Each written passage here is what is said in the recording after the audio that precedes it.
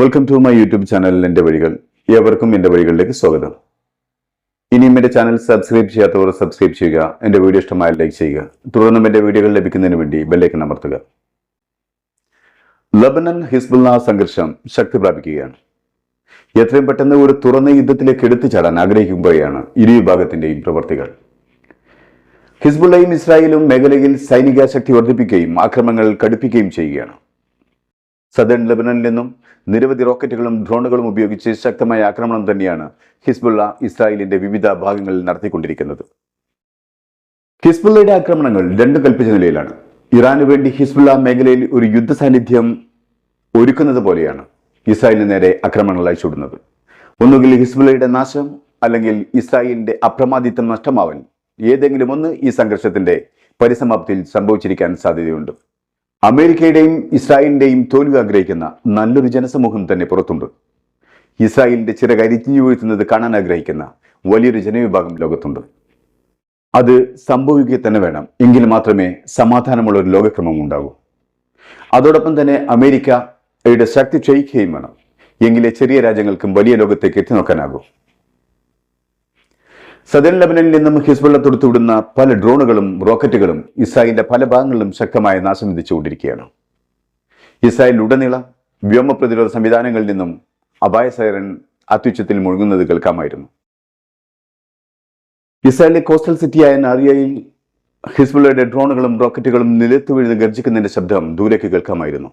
ഹിസ്ബുള്ളയുടെ ആക്രമണത്തിൽ ഇസ്രായേലിൽ നിരവധി പേർക്ക് പരിക്കുപറ്റുകയും കൂടുതൽ പ്രദേശങ്ങളിൽ കനത്ത നാശനഷ്ടങ്ങൾ ഉണ്ടാകുകയും ചെയ്തിട്ടുണ്ടെങ്കിലും മരണം റിപ്പോർട്ട് ചെയ്തിട്ടില്ല. ഹൂത്തികളുടെയോ ഹിസ്ബുള്ളയുടെയോ ഹമാസിന്റെയോ ആക്രമണത്തിൽ ഇസ്രായേലിൽ എത്ര മരണം സംഭവിച്ചാലും അത് പുറം ലോകം പെട്ടെന്നറിയുകയില്ല. കാരണം അവർക്ക് അനുകൂലമല്ലാത്ത മാധ്യമങ്ങളെല്ലാം തന്നെ ഇസ്രായേൽ പടിയടച്ച് പിണ്ടപ്പിച്ചിരിക്കുകയാണ്. അതുകൊണ്ടാണ് ഇസ്രായേലിന്റെ മരണങ്ങൾ പുറം ലോകം അറിയാത്തതും ഗസയിലെയും ലബനനിലെയും മരണങ്ങൾ ലോകം മുഴുവൻ അറിയുന്നതും. ഇസ്രായേലിന്റെ വംശഹത്യയിലും നരനായാട്ടിലും സന്തോഷിക്കുന്നവർക്ക് ഇതിലപ്പുറം മറ്റെന്താണ് വേണ്ടത്? ഇസ്രായേൽ ആർമി സമ്മതിക്കുന്നത് ഒരു ഡ്രോൺ അവർ വെടിവെച്ച് വീഴ്ത്തിയെന്നാണ്. അതേസമയം ചൊവ്വാഴ്ച രാവിലെ ഇസ്രായേലി സൈന്യം സദേൺ ലബനാനിലെ ഒരു ഇരുനില കെട്ടിടത്തിൽ നടത്തിയ വ്യോമാക്രമണത്തിൽ 5 ലബനാനികൾ കൊല്ലപ്പെട്ടു. നമുക്ക് അൽ ജസീറ റിപ്പോർട്ട് നൽകുന്ന ഹിസ്ബുള്ള ഇസ്രായേൽ സംഘടനത്തിന്റെ വിശദീകരണം കേൾക്കാം. ഞാനിപ്പോൾ നിൽക്കുന്നത് ഇസ്രായേലിലെ കഫർക്കില്ല എന്ന പ്രദേശത്തിന്റെ 2-3 കിലോമീറ്ററുകൾക്ക് പുറത്താണ്. നമ്മളിവിടെ എത്തുന്നതിന് തൊട്ടു മുമ്പ് കഫർക്കില്ലയിൽ ശക്തമായ ഒരു ആക്രമണം നടന്നു. ആക്രമണത്തിൽ ഒരു ഇസ്രായേലി പൗരന് പരിക്കുപറ്റിയിട്ടുണ്ട്. ഹിസ്ബുള്ള പറയുന്നത്, ഞങ്ങൾ ഷിഖാരി ബാരക്കിലെ ഗോലാനി ബ്രിഗേഡ് കമാൻഡിനെയും ഈഗിൾ യൂണിറ്റ് 621നെയും ലക്ഷ്യമിട്ടു ആക്രമിക്കുന്നു എന്നാണ്. ഇതുവരെ റോക്കറ്റുകളായിരുന്നു ഹിസ്ബുള്ള ഉപയോഗിച്ചിരുന്നുവെങ്കിൽ ഇപ്പോൾ ഉപയോഗിക്കുന്നത് വിദൂര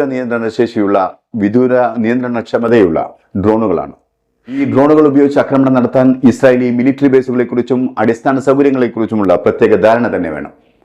നാം കുറച്ചു മുമ്പ് കണ്ടതാണ് ഇസ്രായേലിന്റെ പല തന്ത്രപ്രധാന സൈറ്റുകളുടെയും മിലിറ്ററി ബേസുകളുടെയും വീഡിയോ ഫുട്ടേജുകൾ ഹിസ്ബുള്ള പുറത്തുവിട്ടത്. ഇസ്രായേലി ലൊക്കേഷനുകളെ കുറിച്ച് വ്യക്തമായ വിവരം ലഭിച്ചിട്ടുള്ളതിനാൽ തന്നെ ഡ്രോണുകൾ ഉപയോഗിച്ച് അവ തകർക്കുക ഹിസ്ബുള്ളക്ക് സാധ്യമാകുന്നതാണ് താനും. ആ ഡ്രോണുകൾക്ക് ഇസ്രായേലി പ്രതിരോധത്തിന്റെ കണ്ണുകൾ വെട്ടിച്ച് ലക്ഷ്യം നിറവേറ്റാനാവുകയും ചെയ്യും. ആ ആശങ്കയിലായിരിക്കാം ഇസ്രായേൽ ഹിസ്ബുള്ളയിൽ നിന്നും ഒരു തിരിച്ചടി പ്രതീക്ഷിക്കുന്നത്. ഇസ്രായേലിന്റെ തിരിച്ചടിയിൽ 5 ഹിസ്ബുള്ള പോരാളികൾ മരിച്ചുവെന്നാണ് പ്രാഥമിക വിവരമെങ്കിലും കൊല്ലപ്പെട്ടവരുടെ എണ്ണം വർദ്ധിക്കാൻ സാധ്യതയുണ്ട്. അൽ ജസീറയുടെ റിപ്പോർട്ടർ തുറന്നു പറയുന്നത്, എന്റെ ചില സഹപ്രവർത്തകർ എന്നോട് പറഞ്ഞത് ബൈറൂത്തിന്റെ ആകാശത്തിലൂടെ 2 വലിയ ശബ്ദങ്ങൾ സഞ്ചരിക്കുന്നത് അവർ കേട്ടു എന്നാണ്. അവരുടെ അഭിപ്രായത്തിൽ അത് വളരെയധികം താഴ്ന്നു പറഞ്ഞിരുന്ന 2 ഇസ്രായേലി യുദ്ധവിമാനങ്ങളായിരുന്നു. ഇതുവരെ കേൾക്കാത്ത ശബ്ദത്തോടുകൂടി തീ പുറത്തുവിട്ടുകൊണ്ട് 2 യുദ്ധവിമാനങ്ങളായിരുന്നു വളരെ താഴ്ന്നു പറഞ്ഞിരുന്നത്. അതിനർത്ഥം ഇസ്രായേലി യുദ്ധവിമാനങ്ങൾക്ക് ലബനീസ് എയർ സ്പേസിലേക്ക് വളരെ വേഗം കടന്നു കയറാനാകുമെന്നുള്ളതാണ്. ഇസ്രായേലിന് പൊതുവെ 3 തരം എയർ ഡിഫൻസ് സംവിധാനങ്ങളുണ്ട്. അതിൽ പൊതുവെ അവർ ഉപയോഗിക്കുന്ന ഒന്നാണ് iron dome air defence system. Iron dome air defence system ലബനനിൽ നിന്നും ഗസയിൽ നിന്നും വരുന്ന ഹ്രസ്വദൂര പ്രൊജക്ടൈലുകൾ തടയുന്നതിന് വേണ്ടിയാണ് ഇസ്രായേൽ ഉപയോഗിക്കുന്നത്. എന്നാൽ കുറച്ച് മാസങ്ങളായി അയൺ ഡോം സിസ്റ്റം കൃത്യമായി പ്രവർത്തിക്കുന്നില്ല. എന്തുകൊണ്ടാണ് അയൺ ഡോമിന് കൃത്യത നഷ്ടപ്പെട്ടു എന്നത് മനസ്സിലാക്കാൻ ഇതുവരെയും ഇസ്രായേൽ സൈന്യത്തിനായിട്ടുമില്ല. അതുകൊണ്ട് തന്നെയാണ് ഇന്നത്തെ ആക്രമണത്തിൽ ഇസ്രായേലിൽ ഏകദേശം 17ലധികം ആളുകൾക്ക് മാരകമായി പരിക്കേറ്റതും. ഇസ്രായേലി മിലിറ്ററി പറഞ്ഞത് ഹിസ്ബുള്ള അയച്ച ഡ്രോണുകളിൽ 1 മാത്രമാണ് ഞങ്ങൾക്ക് തകർക്കാനായതെന്നാണ്. അതിനർത്ഥം ബാക്കിയുള്ള ഡ്രോണുകൾ ഇസ്രായേലിനകത്ത് കനത്ത നാശം വിതച്ചിട്ടുണ്ട് എന്ന് തന്നെയാണ്. അതേസമയം ഇസ്രായേൽ തങ്ങളുടെ ശക്തി പ്രകടിപ്പിക്കുന്നതിനും അത് കാണിച്ച് ഹിസ്ബുള്ളയെ ഭയപ്പെടുന്നതിനുമാണ് ഇസ്രായേലിന്റെ യുദ്ധവിമാനങ്ങളെ ഭീതിപ്പെടുത്തുന്ന ശബ്ദത്തോടുകൂടി ലബനൻ തലസ്ഥാനത്തിന് മുകളിലൂടെ താഴ്ന്നു പറപ്പിച്ചത്. ഇത്രയൊക്കെ യുദ്ധവീര്യം ഇസ്രായേൽ കാണിക്കുമ്പോഴും ഹിസ്ബുള്ള ആവർത്തിക്കുന്നത് ഇസ്രായേലിനെ ശക്തമായി തിരിച്ചടിക്കുമെന്ന് തന്നെയാണ്. അതിന്റെ മുന്നോടിയായിട്ടാണ് ഈ ആക്രമണങ്ങൾ എന്ന് തന്നെയാണ്. ഹിസ്ബുള്ളയുടെ സീനിയർ കമാൻഡർ ഫാദ് ഷുക്കൂറിന്റെ ഒരാഴ്ച നീളുന്ന അനുസ്മരണ പരിപാടിക്കിടെ ഹിസ്ബുള്ള നേതാവ് ഹസൻ നസ്രുള്ള പറഞ്ഞത്, ഇസ്രായേലിന്റെ ഈ ക്രൂരതയ്ക്ക് ഇറാനും ഹിസ്ബുള്ളയും യമനിലെ ഹൂത്തികളും ചേർന്ന് പരിമിതികളില്ലാത്ത നിലയിൽ ഇസ്രായേലിന് തിരിച്ചടി നൽകുമെന്നാണ്. യുദ്ധത്തിന്റെ ഭാവിയെക്കുറിച്ച്, അതിന്റെ അനന്തരഫലത്തെക്കുറിച്ച് ഞങ്ങൾ ചിന്തിക്കുന്നില്ല എന്നാണ് നസ്രുള്ള പറഞ്ഞ്. ദൈവം അനുഗ്രഹിച്ചാൽ ഞങ്ങളുടെ തിരിച്ചടി ഉടനെ ഉണ്ടാകും.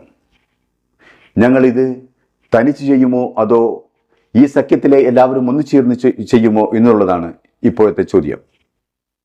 ഇതൊരു ഓപ്ഷനാണ്. അതെല്ലാവരുടെയും താല്പര്യങ്ങൾക്കനുസരിച്ചായിരിക്കും. തനിച്ചാണ് തിരിച്ചടിക്കുന്നതെങ്കിലും ആ തിരിച്ചടി ഒരേ സമയത്തായിരിക്കും നടക്കുക. അതൊരു വലിയ യുദ്ധം തന്നെയായിരിക്കും. അതേസമയം ഇസ്രായേൽ ഇറാൻ സഖ്യത്തിന്റെ യുദ്ധത്തെ പ്രതീക്ഷിച്ചിരിക്കുകയാണ്. ഇസ്രായേൽ ഉദ്യോഗസ്ഥർ പറയുന്നത് രാജ്യം ഏതൊരു ആക്രമണത്തെയും നേരിടാൻ പൂർണ്ണ സജ്ജമാണെന്നാണ്. ഞങ്ങൾ ഇപ്പോൾ തന്നെ ഒരു ബഹുമുഖ യുദ്ധാന്തരീക്ഷത്തിലാണ് ഇറാനുമായി. ഗസയിലും റഫയിലും ഖാൻ യൂനിസിലുമെല്ലാം നാശത്തിന്റെ കൊടി പാർപ്പിച്ചുകൊണ്ട് അട്ടഹസിൽ നടന്ന ഇസ്രായേൽ സേന ഇപ്പോൾ നിരന്തരമായി ആക്രമണം നടത്തുന്നത് അധിനിവേശ വെസ്റ്റ് ബാങ്കിലാണ്.